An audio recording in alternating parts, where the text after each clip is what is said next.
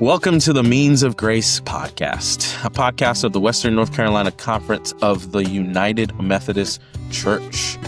Joining me as always is my co-host, John Yeager. And today we're joined by Reverend David Hockett, who has returned to the role of Metro District Superintendent. David previously served in this role from 2018 to 2021, and most recently served as senior pastor of Davidson United Methodist Church. David has served congregations across Western North Carolina, including churches in Greensboro, Salisbury, Concord, Boone, Davidson, and other communities across the conference. He is a graduate of North Carolina State University and, drumroll please, Duke Divinity School. And he has also helped form future clergy through teaching in the course of study program at Duke Divinity School and at Hood Theological Seminary. Today, we want to focus on David's role as district superintendent, as DS, but especially on the story behind it. What it means to become a superintendent for the second time, and what he has learned from local church ministry and how congregation members can be better and how they can better understand this connectional work. So, David, welcome to the Means of Grace podcast. Woohoo! Let's go. Thanks, Jesse. Thanks, John. I appreciate you guys having me, and been looking forward to being with you today. Yeah, so grateful to have you. Before we jump into more of the meat or the target of the conversation today, can you tell us a little bit about your call to ministry and some of the steps along the journey that have led you to this point today? Yeah, so I am a lifelong United Methodist. I was born after the formation. I was thinking, I was like, wait, hold on. Church. Yeah, just barely. And I was raised in a farming family in Randolph County, North Carolina, so lifelong North Carolinian. And we were either in church, opening the church, closing the church, doing something at the church.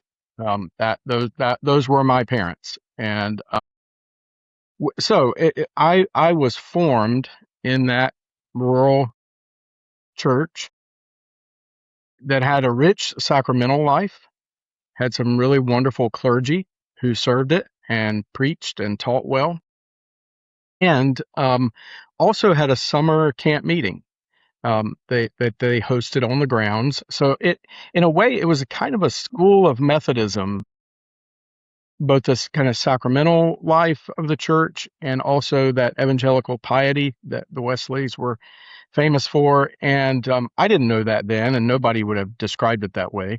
But I was really well formed to be a Wesleyan United Methodist. And my call to ministry happened when I was 18, 19 years old. A youth director at the time, just in passing, said, "Hey, have you ever thought about serving the church?" It's the only time he ever said it, and never returned to that conversation. But that stuck with me. I lived with it. I practiced some silence and discernment that I learned from my dad's side of the family, who were all Quaker. And I was kind of steeped in that tradition as well. And over the course of most of my undergraduate time, till my junior year when I decided I would apply to Duke, I just kind of wrestled with that. When I went to Duke, I thought I was going to go and get a PhD, and I was going to teach. I sort of figured that was kind of my path. And but I served a 2-point charge as a student for 2 years, discovered that I liked a little bit of all of it, and that I was probably more of a general practice kind of person than a specialist. And that I just really enjoyed the rhythm of the church life and being with, even though I'm an introvert, being with church people most of the time. But that's my call. And it's changed and morphed and moved over the years. I continue to return to it. Some days it is very clear, and other days it's like, what the heck am I doing? I'm going to go like bartend somewhere. Right. I'm sure I know lots of clergy have had those days. So, yeah, that's me. That's you. in a nutshell, at least my call story. Well, so David, you're returning to the role. Should we call it a comeback? Returning to the role of DS after being at Davidson. So walk us through what it's like, if you could, getting that call a second time. It has to be a little different than that the call you got the first time. Yeah. The first time I was on a treadmill in Litchfield, South Carolina, and Bishop Leland called me and said, "Hey, where are you?" And I said, I'm on a retreat in South Carolina. He said, "Well, on your way back to Boone, can you stop by Charlotte?" And I'm like, "Oh boy." Never. No. Yeah. So that one was really Yeah. that one was out of the blue, right? That was really surprising. The second time, Bishop Carter and I have known each other for 30 years, and I shared with him my own discernment around the last 8 or 10 years of ministry, which I hope I still have in me. And he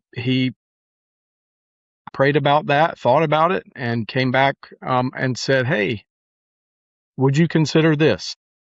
And I asked if I could talk to Kim, my wife, but it just felt right in the moment for where I was personally, where Davidson was ready probably for their next step. And I was grateful. When I left the cabinet before, I had only served 3 years. I went to Davidson after 3 years because they needed someone to come. And so I felt like there was maybe some things unfinished. And it was a great opportunity to step back into work that I enjoyed before and do it again. Well, it sounds like you filled a need at Davidson in a time and a place, right? They had a need, I did. right? Yeah. And Yeah, I have someone who described it to me. I'm not a military person. I don't have a military background. I've never done that. But he did, and he said, David, it's a bit like I felt a little bad leaving Davidson. I they thought I thought I'd be there longer, and but he said, David, it's a bit like sometimes in the military you have a tour of duty. right. And you go and you do that work, and then you are assigned somewhere else, and you have another tour of duty. And and that was helpful for me to just kind of wrap my head and heart around it, to say maybe I did what they needed me to do. And now they have Elizabeth Coppicinelli, who is amazing. That's right. And that she's hit the ground running, and they're going to not miss a beat. And I'm really happy about that, because we worked hard for about 5.5 years to get some things in better shape, and they have all the capacity and potential in the world, especially with her leadership. Love it. Yeah, it's hard to live into those those scriptures that we quote so often in our sermons, right? Living into a season and then understanding and discerning when that season's over, even if it's short. That's hard. We say it. It is. But it's hard to see. I miss them. They're people I'm sure you do. Really love and care about, and I miss seeing them on Sunday morning. We appreciate your sacrifice, giving David back to the great church. But congratulations on the new employment. Thank you. So I love the imagery of being in a season and transitioning from one season to the next. And if you look in nature, that transition doesn't happen overnight. Things start to gradually change. So let's talk about this from a more personal perspective. Can you talk us through that process of, stepping away from Davidson United Methodist Church and preparing yourself, preparing your family for the new chapter that you are about to step into? Like, what did that look like? Yeah, Jesse, those are never easy, as you guys know, and as many of the people listening know, whether they're clergy or laity have transitions all the time as well, career-wise. It's never easy, even if you're excited about it and looking forward to it, because there is grief around leaving a place and a people and a rhythm in your life and familiarity.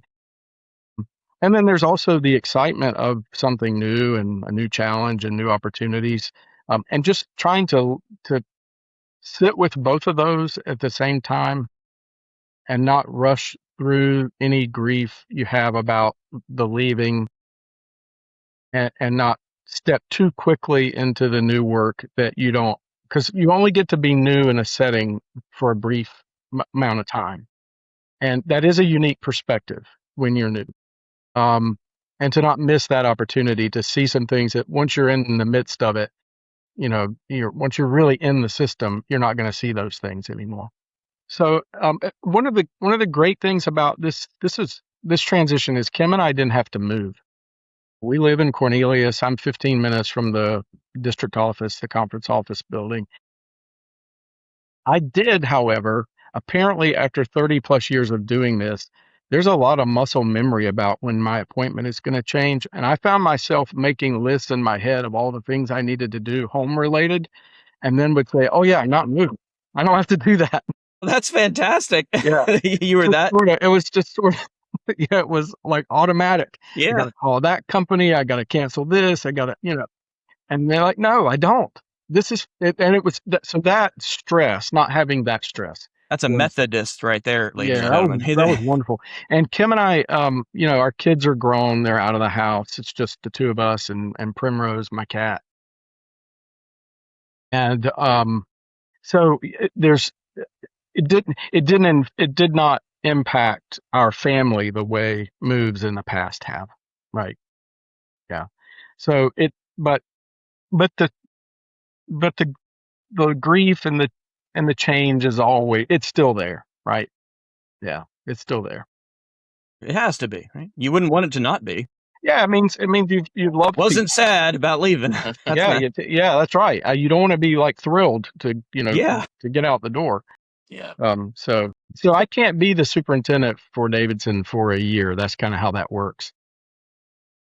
And, which is wise, right? Boundaries and all that. It is. But I do look forward to when I can join them again on a Christmas Eve.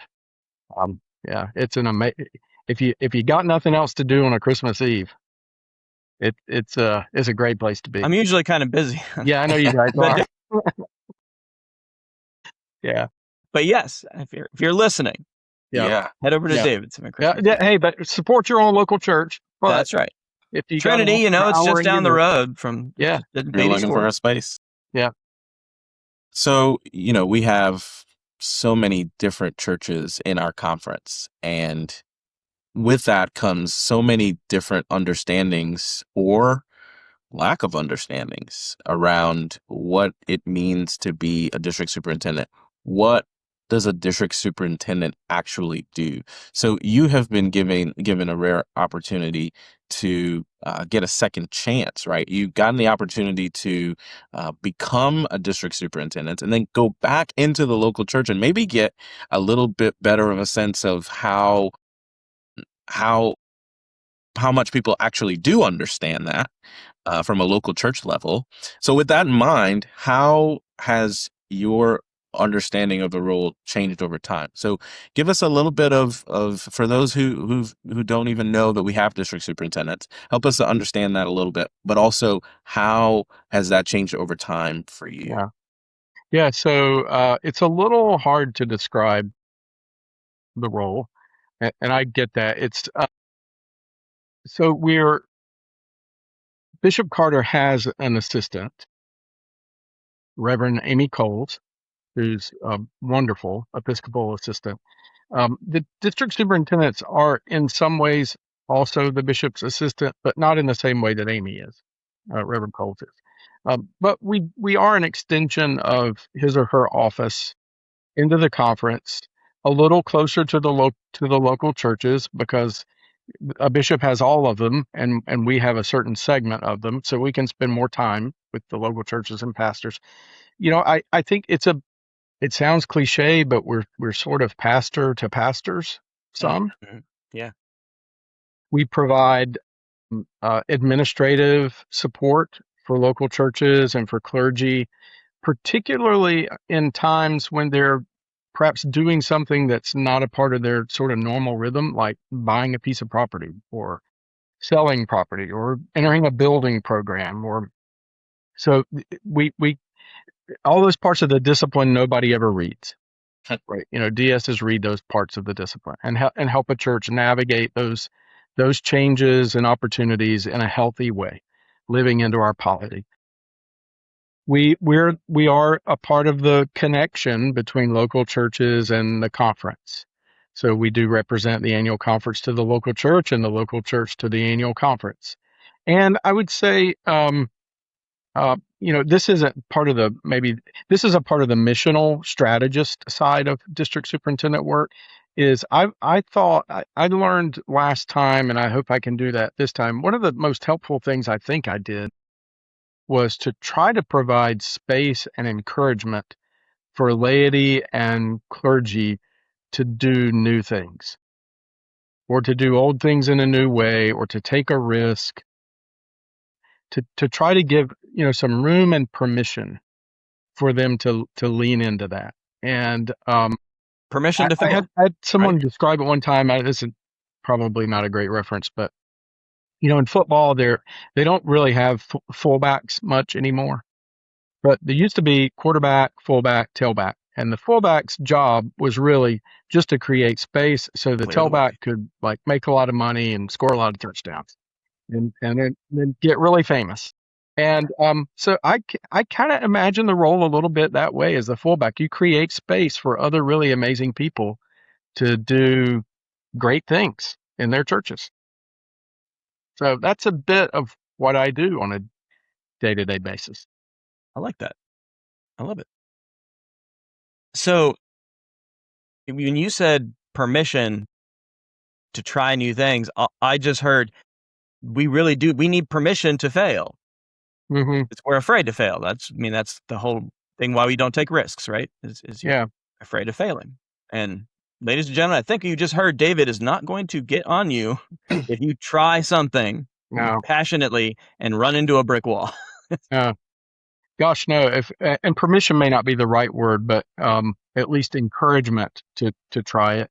And because I don't want to remove, I don't want to take. That's one of the things I learned previously, is to not assume agency that is someone else's, really, right? The role of the district superintendent is not to fix things for people. It's not to tell local churches everything they should do. We can provide advice and counsel and wisdom, but you guys should know your context better than I do. And ultimately, you make the decisions about what you're going to do or not do. But I do think it's important to encourage people to try stuff. And if it doesn't go well, then you learn from that and you try something else. So a lot of stuff is done by the cabinet behind the scenes. Yeah. Right. We're going to stick with sports analogies here, but it's sort of, I kind of have it in my head, at least a little bit, of the way an ump or a ref will say, the good ones will say, if we did our jobs really, really well, you'll hardly know we were there.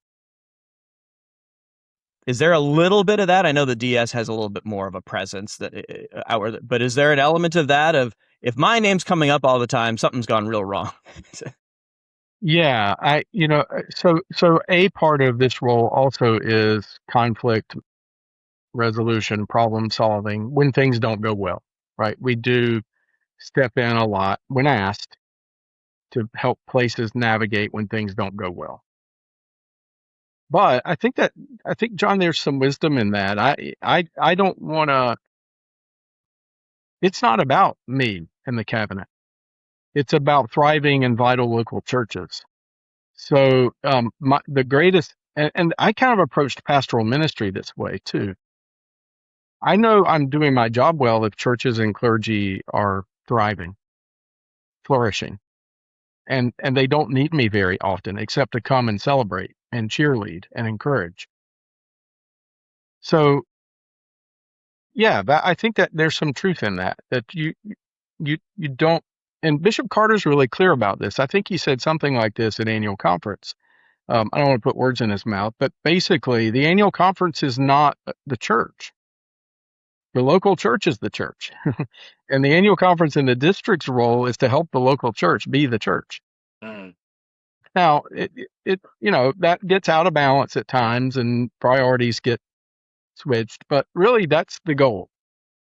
My goal is to have a district that is really flourishing. And I don't care if anybody knows what I'm doing or not. That's really not what it's about. So how would you say that you understand the spiritual responsibility of serving on the cabinet with Yeah, other cabinet? yeah. It's Jesse. It's a sacred responsibility, and uh, I don't take it lightly. All authority is temporary. Yeah. It Well all said. is, and I wish that might maybe could be a lesson. I don't want to get into politics, but maybe some of them could learn that. Maybe. Yeah, all authority is temporary. I'll be in this office for a while, and then somebody else will be here doing this work, and they'll do it just as well or better than maybe me. So in what ways are you better than Dan Pizzette? Shout out to Dan for years and years of the Metro District, Dan. You know we love you, and you have done a tremendous job. Yeah, Dan was a great support while I was at Davidson, and I hope I can pay that back for him while he's at Mount Zion, just down the road in Cornelius. As I said before, it's principally about how we, in this unique space that the discipline has described for our church polity, how we can help the body of Christ be the body of Christ. Mhm. And again, that's the pastoral part of it. There's a lot of it that sometimes, yes, it feels administrative heavy and all of that, institutionally heavy. But even that work can be about, if approached in the right way, can be about helping us be more fully and faithfully the body of Christ in our local context in a way that impacts our communities so that all of our neighbors flourish Mm. and experience the abundant life that Christ offers. Mm. So that's kind of what's on my mind when we are sitting in the cabinet room together. I can tell you it's what's on Bishop Carter's mind in part.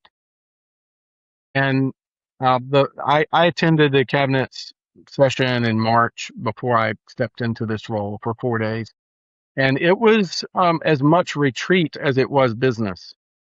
It was one of the most prayerful meetings I've been a part of, and I so I'm grateful for that. So I really Well, there you appreciate you sharing this image of what it looks like to be in these positions of authority, and remembering that these positions of authority don't last forever. And I think this is one of the places where I believe the church, especially United Methodist Church, that has a structure that's similar in a lot of ways to the United States government structure. Hmm.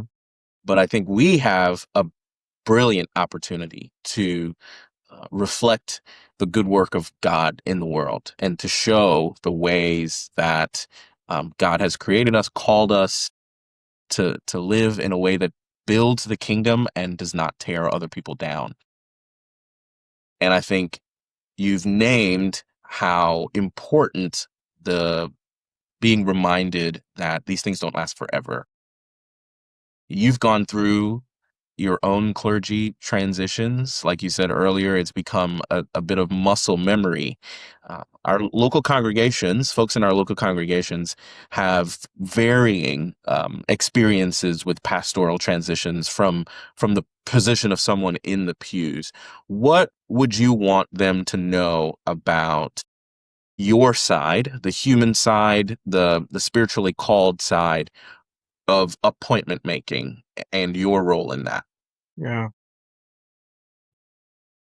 So there are a lot of things in when I've served local churches and when I was a DS before. There are a number of things that keep you up at night, right? They just do.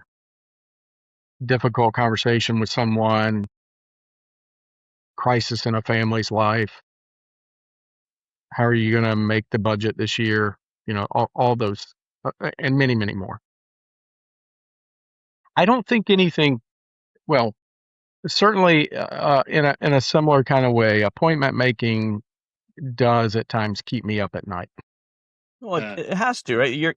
Families, right? Moving. Yeah, and that's principle, and this is why it's because a district superintendent and clergy don't expect this, I don't think, but it's pressure probably I put on myself. We can't create the perfect appointment for every pastor, and we can't create the perfect pastor for every church. Right? We have what we have. We have each other, imperfect churches, imperfect pastors, and with a lot of prayer and thoughtfulness and a lot of conversation and listening, we try with the guidance of the Holy Spirit to do our very best at matching pastor and parish so that that pastor can thrive and experience joy and fulfillment in ministry, and that local church can thrive and experience growth and fruitfulness. Clearly, that doesn't always happen, right? Sometimes with the very best of intentions, you get it wrong. What you thought was going to work doesn't work for any number of reasons. And then you do the work of trying to repair that. And it's also one of the things that keeps me up at night because of families, right? Because of the kids and the spouses. And we've walked through that with our kids, our 3 children, grown adults now, and watched them navigate those transitions and how hard that was, how they had to leave communities and schools and people that loved them and that they loved. And if that doesn't make you pause and think about what you're doing as a superintendent, you might go do something else. Yeah, you probably shouldn't be a district superintendent. Now, it's not ultimately the appointments are about the mission of the church. And pastors and families got into this stuff, right? They said yes to the call. But you can't always meet all of the needs and desires of everybody. And that's hard. Some days that's really hard. Yeah, and we were saying the military movement. My brother-in-law's in the Marines, and they move around. Same, they get moved and moved and moved. One of the bigger differences, though, is you don't always have to be face to face or have a lot of FaceTime with the person that put you in the position that you didn't really. Yeah. So not only are you making hard decisions, but then you're there. Yeah. Yeah. You don't just get to walk away and go. No, the other side of that is obviously there are lots of times when it really works well, and that brings great joy. Like there's still some appointments that I was a part of back when I did this previously that are thriving, and I think, wow, that we God helped us do good work there, and I'm happy about that. Hey, those are great though. And that's another unique, I guess, perspective. You get to see some of the decisions you made years ago. Yeah. And now you get to come back and go, I wonder how some of those seeds, did I scatter those seeds all on the good soil? Yeah. Over the past month, I've been reliving conversations that I had. Some that I thought, oh yeah, that was really helpful, and then others I was thinking, why did I say that? Surely I didn't say that. And I appreciate you sharing the human side of that. That's right. The wins and some of the more challenging situations as well, because I think too, like as clergy, myself in particular, when I was being reappointed, I was very, very reluctant to accept the appointment that I initially received. And thanks be to God, had great conversations with Dan Pizzette and came here to St. Stephen as he thought would really work out, and it has really worked out. So, sometimes you have to be in conversation with pastors like myself who are like, do you really know? Do you really know what you want? And then now I'm here at St. Stephen, which, in initial conversations, I was really only supposed to be here until I graduated from seminary. And now I love it and my family loves it. And so it really, really worked out. So I'm grateful for the work of all of our DSs. I'm grateful for the work of Dan Pizzette and sorry for the stress I put him through being on the phone with him all the time, pushing back. Well, it's okay. That's part of what we're here for. So I'm going to do this a little bit out of order because we've been kind of on this topic. I have loved watching the church. You grew up in the church, David. I grew up in the church. My dad was a pastor. So I literally grew up in the United Methodist Church as a kid and spent all my time there. My journey to ministry was very different.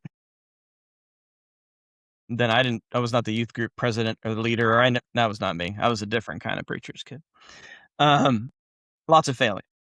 So, but we talked about how I've talked a lot about how the difference is, and my dad and I have talked about what it was like to be a clergy or DS in, the 90s, 2000s, and what it is now is getting close to unrecognizable in some, right? In some arenas, you're like, what? It's just a very different time, right? So how do we get comfortable?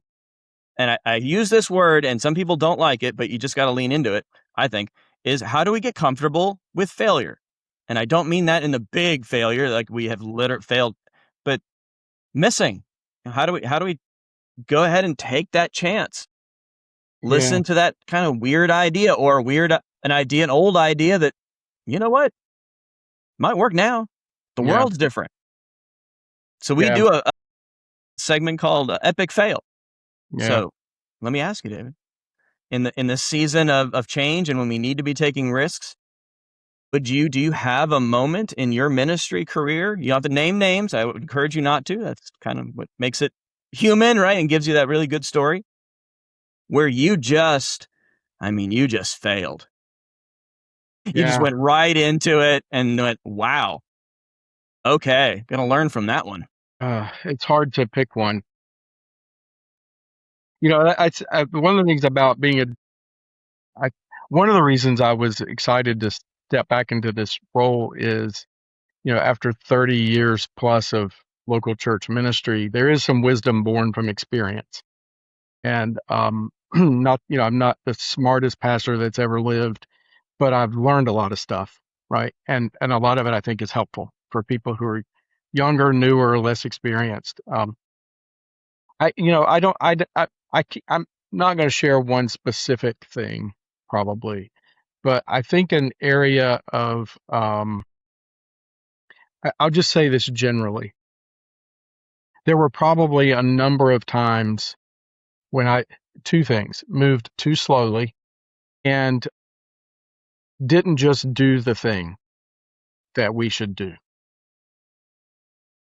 It didn't cause great harm, but more good could have come had I just, I am a thoughtful,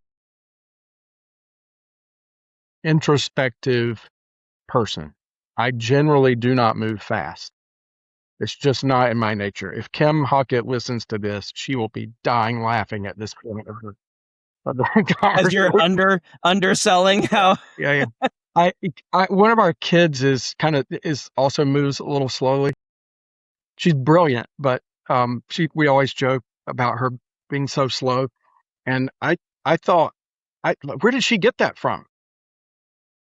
Kim looked at me and said, "Are you kidding me?" Take some time and think about it. Yeah. Take a look. Anywho, so I think and that was probably, if I analyze that a bit, I'm sure some of it was fear.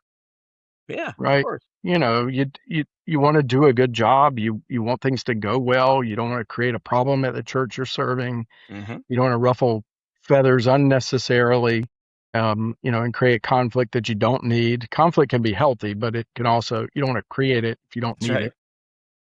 But yeah, I should have moved at times more quickly and just not taken so long to make a decision. I'm sure I drove some of our laity who are high capacity leaders who make decisions every day very quickly because their jobs require them to. I probably drove them crazy. I apologize to all of you for that. But that's a part of failure, is right? Yeah, you have to apologize. Yeah. Well, So if I could go thing. back and do some things again, I would do them more quickly, and just trust and leave it with God. mm, Trust God with the outcome. It's the outcome is not up to me or us. The church is spirit breathed, after all. what I love, what I value about that is the recognition, like the self-awareness, right? Because we all have our flaws. And like you said, we're all trying to do the best job that we can. I think it would be much more dangerous if you went into this not knowing that, Yeah. right? Huh. Uh, Yeah. and so I'm grateful that in your experience, you've kind of recognized that about yourself because, going slow, I like to say that God doesn't wear a watch. I always feel like God is moving too slow. Right. And so I think there is a lot of wisdom in that at times. But I think the discernment to know that it can kind of go too long at times as well. It's never too late for God, but we're not God, right? So I'm grateful for that awareness, and I know that there are other people out there who are hearing this podcast who are hearing. Well, that's what I was going to say is, when we talk about our failures, but, we talk about things like that. When I do it behind the pulpit, I am always amused at the number of people that come up to me after and go, "Me too, preacher."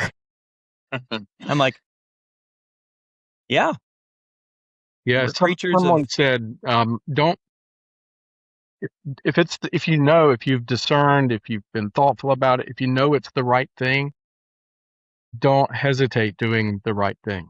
Mm, Right? Don't take your time doing the right thing. Just do it. Now, the opposite side of that is also, can also be not healthy, which is you're like a bull in a china shop doing everything without thought, care, mm, concern, and that can also cause harm. You don't want to be yes, that person either. But decisive, exactly, right? yeah, exactly. yeah. Yeah. And I think, the world is so fast paced that we expect things Yeah. so rapidly. I was really just driving by our local Taco Bell the other day and saw that they have drones now delivering food. And and my daughter's first thought was, okay, great, no traffic, right? But sometimes you might need to take some time. Our conference is not so much a speedboat; it really turns more like a ship, and so sometimes I that thought you takes. were going to say like the Titanic. Yeah, I I don't really think did. I love that movie, but I don't. I love our conference. I don't see it as the Titanic, but. When you said that, I was like, where are you going, man? Well, you're returning to district leadership after a difficult and formative season for the church that you have experienced as a local pastor. We have COVID. We've had disaffiliation, a lot of that stuff, especially in terms of disaffiliation, probably started around the time, those conversations probably started around the time that you were district superintendent. But we've also had like cultural change, we've had institutional strain, and a lot of fatigue among clergy and laity. We've all had our situations where we failed a lot. So as you return to the Metro District as the superintendent, what are you listening for in this season? Yeah, I am concerned about our leaders, clergy and laity, and their fatigue level, the trauma they've experienced, and what that does to your spirit. And are they because you want to lead from a healthy place, from as healthy a place as any of us can be. So I am very sensitive and attuned to how do we care well for one another, and I get it. I'm in a role that has some authority and some decision making capacity, so people don't always want to tell me the whole story, and I Mm, understand that.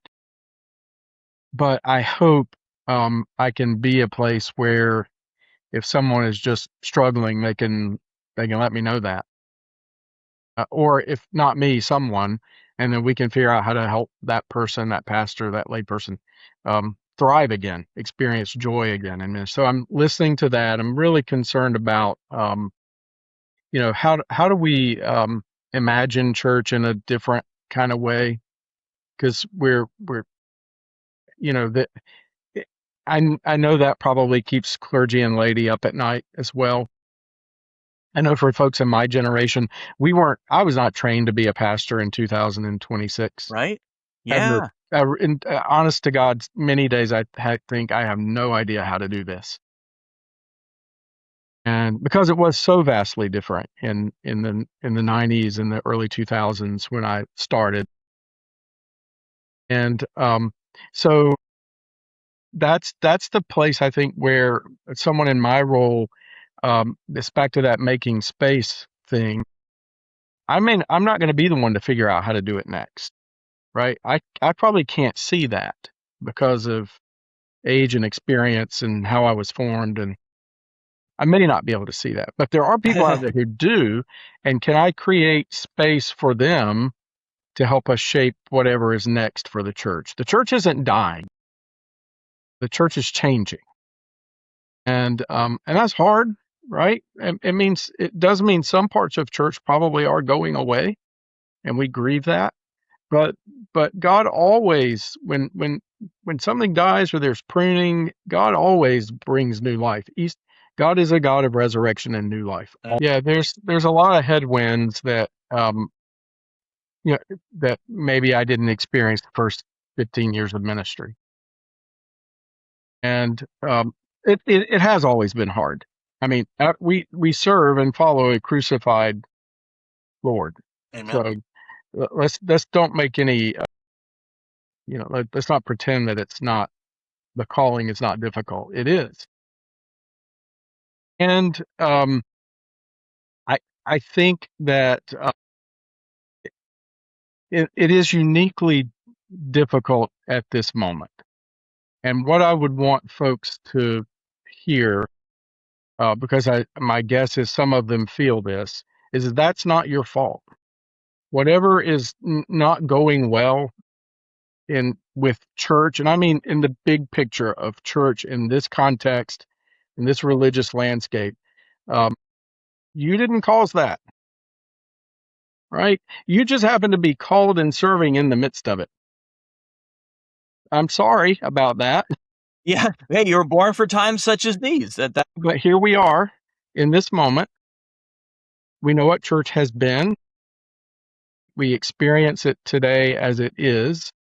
It may be hard to figure out what it's going to be, and that it's just the time that we get to serve. Cling to those moments of joy that you all have. When the kid comes up to you and hugs you on a Sunday morning, or they give you the artwork that they drew during the sermon, or that church member tells you how much they appreciate you, or the baptism or the funeral you get to preside at, just hang on to those moments. That sounds strangely heartwarming, David. Yeah. I love So it. our other segment that we like to have here is called Strangely Heartwarming. We ask our guests to talk about a tender, unexpected moment where it has hit you. The way Jesus would, where just the people that would be healed, it would hit them sideways. They weren't expecting it, right? Just like John Wesley. So do you have a strangely heartwarming moment? Maybe if not for these last few weeks, though you might, but your ministry career. Yeah, I've had a number of them, and they are the things that keep you going, right? They're the reason you get up and do it again the next day. They don't happen very often. They're pretty infrequent, but I I do think for me, and maybe this is just because of, and this is more recent. If you had asked me this 20 years ago, I probably would have had a different answer. But it may just be where I am in life.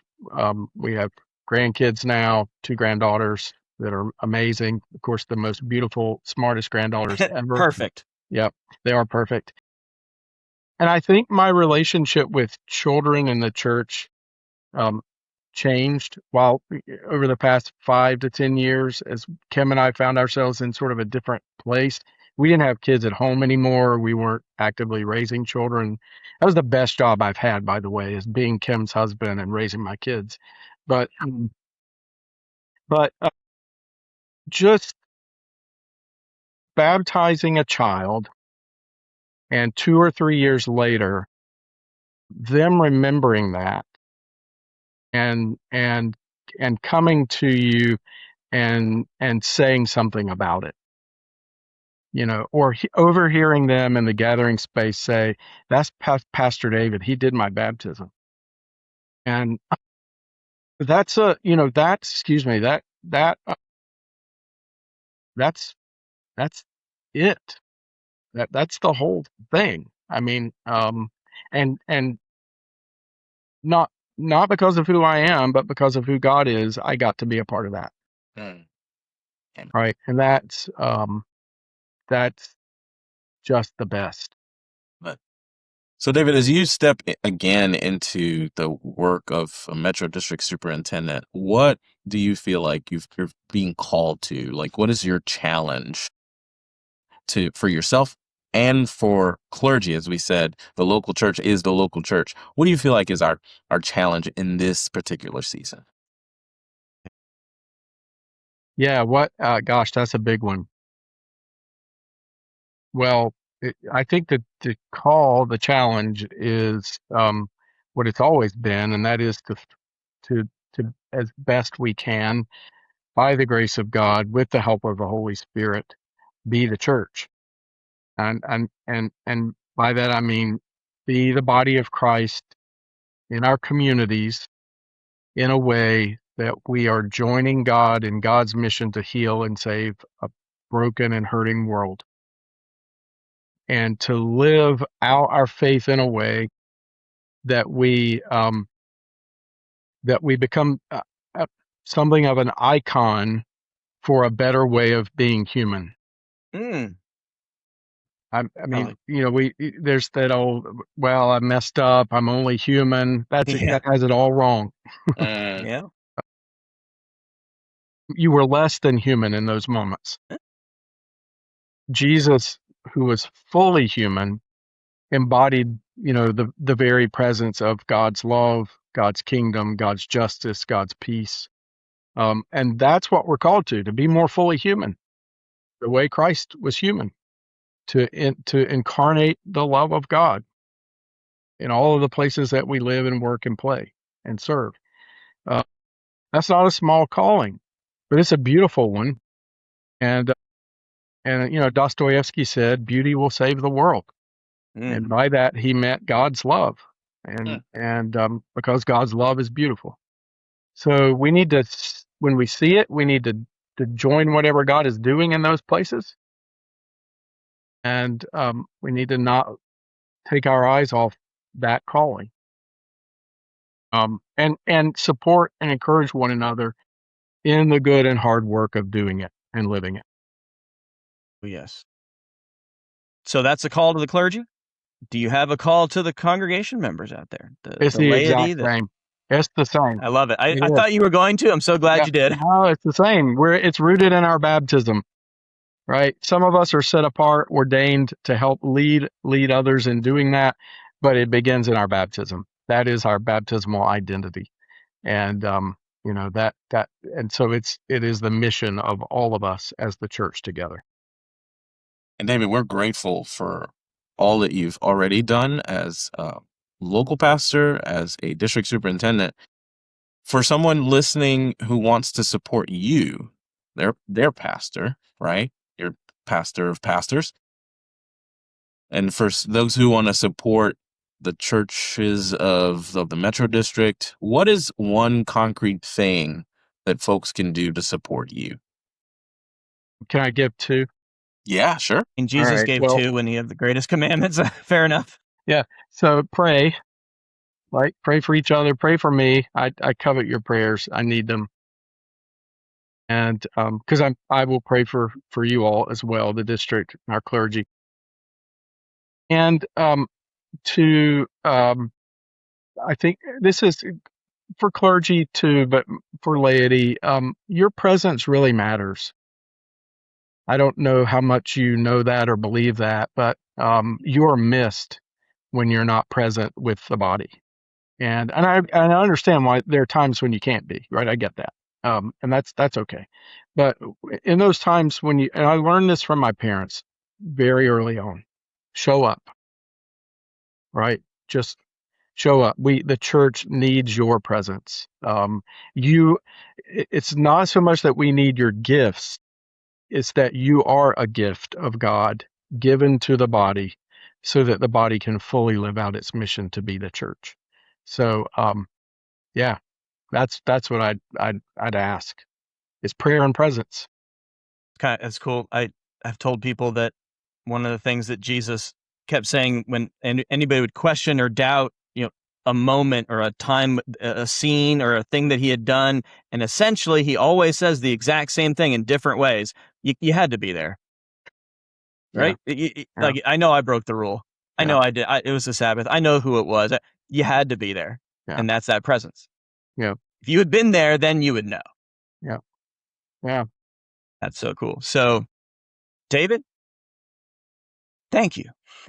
Thank you so much for coming on the Means of Grace podcast. I know you are very, very busy. And your willingness to come and talk to us before we wrap up, is there anything that you would like to say before we call it quits for today? No, I'm just grateful for the chance to be with you guys today. I'm grateful for the opportunity to be in this office again and to be your district superintendent, and grateful that we do this work together. Well, yes, you have to do it together. You have to. Continue, friends, colleagues, laity, to pray for David and also for Reverend Dr. Dan Pizzette, as he has left this position and is now at Mount Zion.